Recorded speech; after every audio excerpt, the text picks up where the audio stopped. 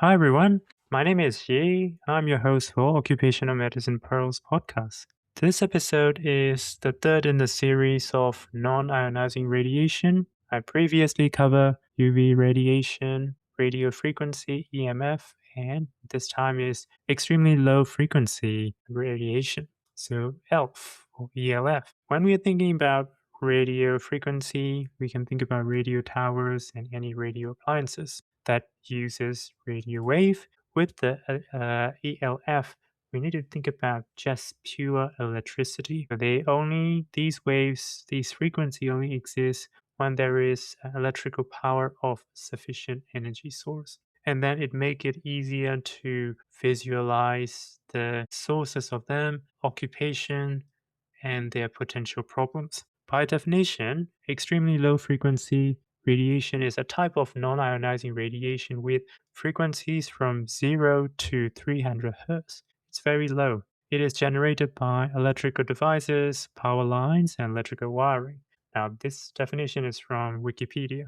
Where do we find them? So power frequency varies. So in Australia, we use 50 Hz, and they are present in the high voltage transmission line, substation, switch gears, electrical panel boards, motors, and transformers. Other places are places like aluminum smelters, anywhere you use significant amount of energy to convert into heat. So potentially foundry workers might be included depending on the energy dose. For occupations, all the electrical utility workers such as linesmen, substation operators, electric arc welders, and electrolytic process worker or pot line workers. People who work with the electric transport units, induction heater operators, and perhaps some type of MRI equipment. So there is dose calculation. I try to read it, it's quite complicated. So there is similar to any electromagnetic radiation, there is magnetic component and there is electric component. So for the magnetic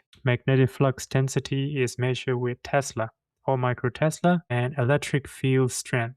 It is voltage per meter. All right, that's as much as some basic information we need to know. Let's say I stand next to a power station or inside the pod room of an aluminum smelter. What could happen?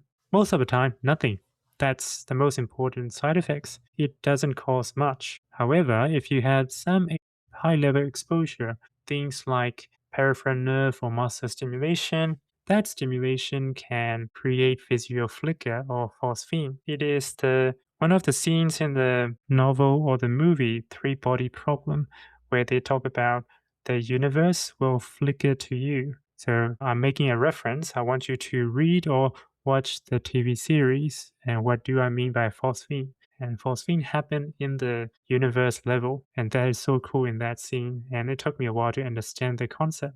And it can also create cardiac arrhythmia in susceptible individuals. But you really need really high, very close to the high voltage source. Nonetheless, IRC classify ELF magnetic field as group 2B, which is possibly carcinogenic to human based on the epidemiological association with childhood leukemia in the residential exposure. I will repeat, it is childhood leukemia or children or family members living close to high voltage electrical power line has more higher number of childhood leukemia among them. So that is the reason. It is not based on occupational exposure. So there is no evidence that working as a linesman make you to has any form of cancer. However, we recommend there's such safety consideration that is important in the real life as well as in the exam.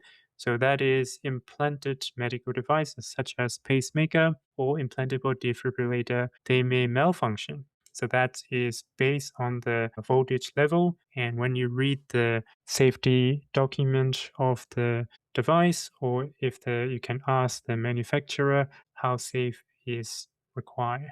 So the worker with these devices may require individual risk assessment, or if they have any metallic implants such as ferromagnetic, which is quite common these days, that is important that they can get heated. How do we control that? So normally you stay away from them. That's probably the easiest way of keeping the distance from the sources. And then we can have twin conductors compared to, so it reduces the net field from the balanced three-phase system. And that's either elimination or substitution method and engineering from administrative control, looking at the time, how long do they spend near the high level or high exposure areas. So the extremely low frequency radiation is that much is adequate, I hope, for the exam purpose.